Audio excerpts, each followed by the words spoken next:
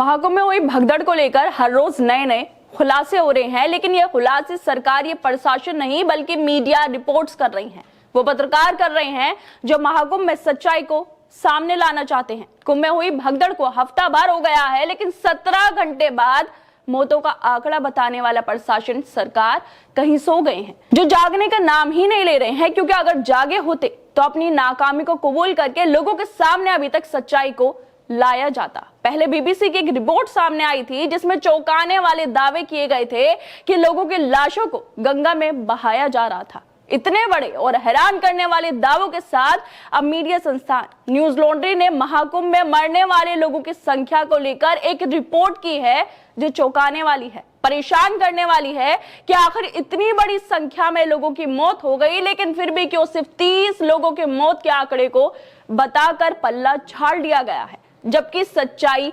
भयानक है जो बार बार प्रशासन पर, सरकार पर सवाल उठा रही है।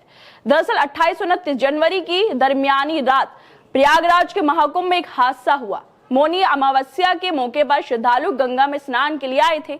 इस दौरान कुछ श्रद्धालु पहले से ही गंगा किनारे जाकर सो गए ताकि सुबह जल्दी स्नान कर सके, लेकिन उन लोगों को क्या पता था कि यहाँ पर ऐसा हादसा होने वाला है जो उनके जीवन ही खत्म कर देगा। क्योंकि देर रात को अचानक से भगदड़ मच गई और लोगों की भीड़ किनारे की तरफ दौड़ पड़ी। इस बीच कई लोगों की मौत हो गई। हादसे को लेकर 17 घंटों तक यूपी और मेला प्रशासन चुप्पी साधे रहा और अफसोसनाक हरकतों के साथ ये भी बताता रहा कि सब कुछ ठीक है। लेकिन जब घंटों बीत गए तो आखिरकार पुलिस को बताना ही पड़ा कि 30 लोगों की मौत हो गई है भगदड़ में। मेला डीआईजी ने कहा कि 90 लोगों को अस्पताल ले जाया गया, जिनमें से 30 लोगों की मौत हो चुकी है, वहीं 60 का इलाज जारी है। और इस घोषणा के बाद भगदड़ या मौतों से जुड़ा कोई भी अपडेट प्रशासन की तरफ से नहीं दिया गया है, क्योंकि भगदड़ में सिर्फ 30 लोगों की नहीं बल्कि उससे कहीं ज्यादा लोगों की मौत हो चुकी है, इसलिए प्रशासन चुप है। ऐसा खुलासा खुद भगदड़ के गवाह और न्यूज लॉन्ड्री की रिपोर्ट कर रही है। न्यूज लॉन्ड्री की रिपोर्ट के अनुसार न्यूज लॉन्ड्री ने बीते 4 दिनों तक प्रयागराज के अलग अलग अस्पतालों में पड़ताल की। सरकारी दस्तावेजों में भगदड़ में मृतकों की संख्या 79 है, जिसमें से 72 शव मृतकों के परिजनों को सौंपे जा चुके हैं, वहीं बाकी शवों को सौंपा जाना बाकी है। सरकार बार बार 30 लोगों के मरने का राग अलाप रही है, लेकिन सरकारी दस्तावेजों में 79 मौतों का जिक्र है। मतलब योगी आदित्यनाथ के प्रशासन के 30 लोगों की मौतों के दावे से डबल से कहीं ज्यादा लोगों की मौत हो चुकी है। 79 लोगों की मौत हो चुकी है, जिसमें से 72 लोगों के शवों को उनके परिवार वालों को सौंप दिया गया है और बाकी शवों को सौंपा जाना भी बाकी है।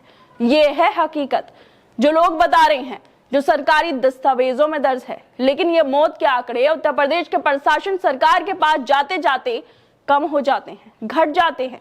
रिपोर्ट में आगे दावा किया गया है कि 69 नामों की सूची न्यूज लॉन्ड्री की टीम को दिखाई गई, उसमें से किसी भी शव का पोस्टमार्टम नहीं हुआ है।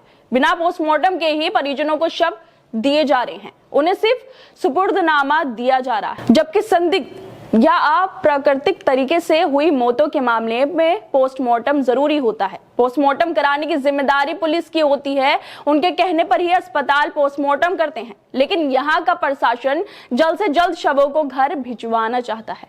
क्यों शवों को जल्दी से घर भेजा जा रहा है? क्यों शवों का, मरने वालों का पोस्टमार्टम नहीं हो रहा है? क्यों जल्दी जल्दी प्रशासन शवों को घर भेज रहा है? इतनी जल्दी प्रशासन को क्यों हो रही है? किस चीज को छुपाया जा रहा है?